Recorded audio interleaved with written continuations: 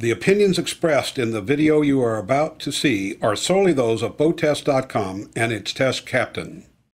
Hi, Captain Steve for BoatTest.com, and today I'm on an all-new boat by Beneteau, the Flyer Gran Turismo 49, and we're going to take a look at the features. The team at Flyer tell me that they've designed the 49 as a cruiser with room for entertaining. They also make it in two versions, one with a flybridge and one without. So let's take a look at the features of this flybridge version, starting at the stern. The hydraulic swim platform lowers to allow for mounting a PWC, or perhaps for forming a private beach. The transom opens up to access a tender garage, and as you can see, it'll accommodate a tender with the outboard in place. At the aft end of the swim platform is a concealed roller, and a winch at the front of the garage allows you to pull the tender aboard via a remote control. At the riser to the stairs is a recessed optional passerelle. The aft deck measures 8 feet 10 inches by 7 feet 4 inches. The decking is all teak.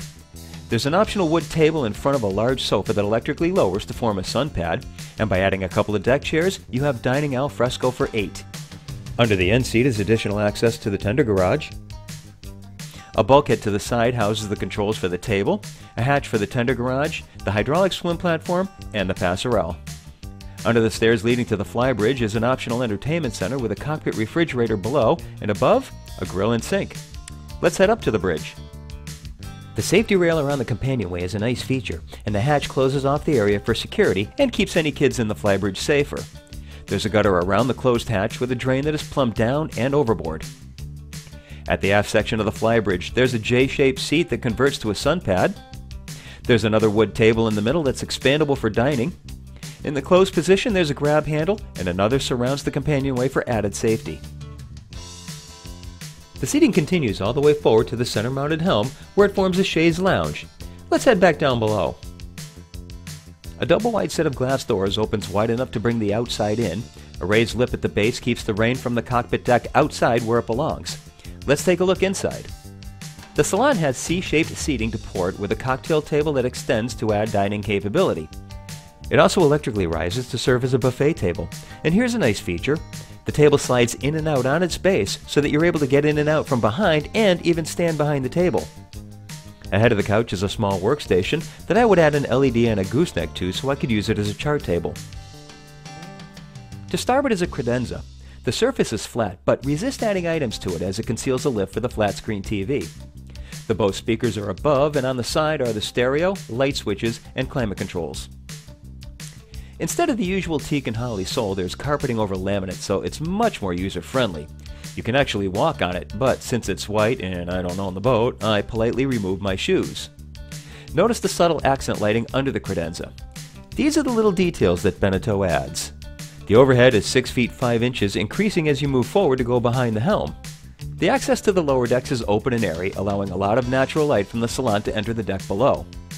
The full beam master lies aft and to the port side is a very cool lounger with a great view out the hull side window, and it even includes a suede armrest. The lounge is on a 10-inch raised platform, and the overhead goes from 5 feet 11 inches next to the berth to 6 feet 3 inches next to the lounger. The problem area is at the foot of the berth with a 4 foot 3 inch overhead, so I'd like to see that padded as I did hit my head on it, but that only happens once. To starboard are storage cabinets, any of which could easily be converted to a vanity. The Galley is quite large for a 49-foot boat. Below the sink are separate trash receptacles for recycling.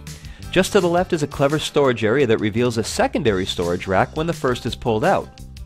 Below the silverware drawer is an optional dishwasher. The stove is a double burner, and I'd like to see some rails around it.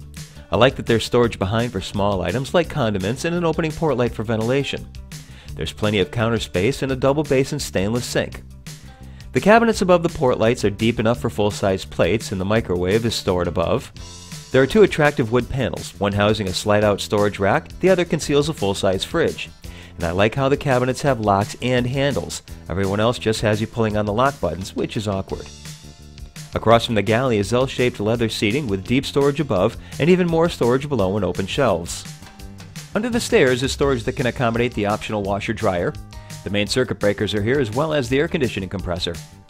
To the sides of the stairs is the ship's main electrical panel. Forward is an ensuite stateroom with 7 foot 10 inch ceilings.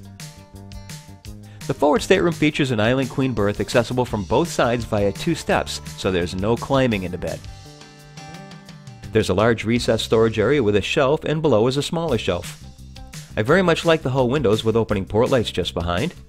The two lights provide a lot of light that may be too much for reading lights, as they may keep a second person awake, but for illuminating the room, they're great. The overhead is textured fiberglass with LED lights to either side of the hatch. A large closet has hanging space as well as shelf space, a rare combination. Usually it's just put a bar across and there's your hanging locker. This one's also quite deep. There are a lot of small details that make a difference in the 49. Here's a suede accent panel. Double French stitched, and the bulkheads above are two different fabrics for an offset texture. To starboard is a door to the head, which is accessed through the shower stall from this side. This head has more storage than any I've seen. With a door outside the stateroom, it also doubles as a day head. Clearly, Beneteau did a great job in creating a roomy cruiser that's also a joy to operate, but that's another video. That's our feature walkthrough of Beneteau's Flyer Gran Turismo 49. For BoatTest.com, I'm Captain Steve. We'll see you on the water.